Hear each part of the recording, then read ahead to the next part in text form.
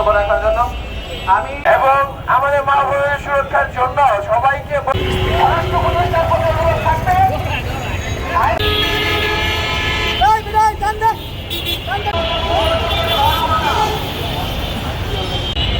আপনারা জানেন যে আরো ধর্ষণের বিরুদ্ধে মানববন্ধ হয় সেখানে সদস্য নূর মোহাম্মদকে বক্তব্য ধর্ষকের ফাঁসি চাই। সারা বাংলাদেশে বিগত দিনে এই ধর্ষণের শিকার হয়েছে তাদের প্রতিবাদে মানববন্ধন আজকে আমরা বলতে পারি নিচে সবাই একত্রিত ভাবে জড়ো হয়েছি। পুলিশ সহযোগী দৃষ্টি আকর্ষণ করে বলছি আমরা এইগুলো দেখতে চাই না। বাংলাদেশ মানবাধিকার কমিশনারের কর্মীরা খেপে তাইলে কিন্তু কঠিন ভয়াবহ অবস্থা হইব। আজকে বাংলাদেশে যে ধরনের যে দুঃসদের কার্যকলাপ চলছে আজের গাফলতির কারণে তাদেরকে কোনো শাস্তি দেওয়া হচ্ছে না।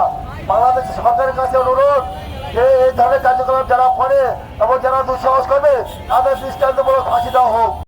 ক্ষমতায় যারা আছেন তাদেরকে কেন্দ্র করে বলতে চাই দায়িত্ব যথাযথভাবে পালন করুন, না হলে আপনি দায়িত্ব ছেড়ে দেন। আপনার ওই জায়গায় থাকার কোনো প্রয়োজন নাই, এই জন্য আমরা দেশ স্বাধীন করি নাই। স্পষ্ট ভাষায় বলতে চাই এই দর্শকের বিরুদ্ধে সরাসরি ফাঁসি। আমরা এরকম বাংলাদেশ চাইনি যে বাংলাদেশে আমাদের মা বোন নির্যাতিত হচ্ছে, নির্যাতিত হচ্ছে এবং দর্শিত হচ্ছে। সরাসরি প্রধান উপদেষ্টা এবং স্বরাষ্ট্র উপদেষ্টাদের দায়িত্ব পালন যদি আপনারা যে যে জায়গা থেকে না করতে পারেন তাহলে অবিলম্বে আপনারা পদত্যাগ করুন। আর নতুবা আমরা মানবাধিকার কমিশন এবং ছাত্র সমাজ এবং বাংলাদেশের 18 কোটি মানুষ একসাথে ঝাঁপিয়ে পড়ব। প্রধান উপদেষ্টা ডক্টর মোহাম্মদ ইউনূস মহোদয়ের প্রতি অনুরোধ থাকবে মাগুরায় যেই শিশু বাচ্চা আসিয়া তাকে যে নির্মমভাবে ধর্ষণ করেছে সেটার বর্ণনা দিতে গিয়ে ঢাকা কলেজ মেডিকেলের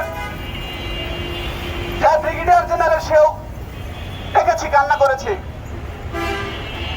এমন নির্মম ভাবে যায় ধর্ষণ করেছে বোনের জামাই,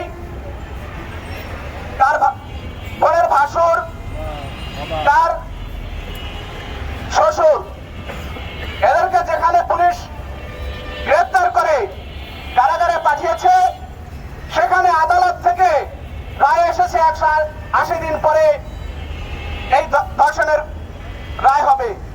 আমরা বাংলাদেশ মানবাধিকার কমিশন জানতে চাই যেখানে প্রকাশ্যে দিবালোকে ধর্ষণের শিকার হয়েছে এত ছোট 7-8 বছরের মেয়ে, তাকে যখন সারা বিশ্ব জেনে গেছে, বাংলাদেশের সকল জেলায় সব জায়গায় জেনে গেছে, এরপরও কেন 180 দিন দেরি হবে? আমরা চাই 90 দিনের মধ্যে যারা ধর্ষণ করবে, ধর্ষণের শিকার হবে এবং যেই ব্যক্তি ধর্ষণ করবে তাকে 90 দিনের মধ্যে আইন প্রয়োগ করে তাকে দিবালোকে ফাঁসি দিতে হবে।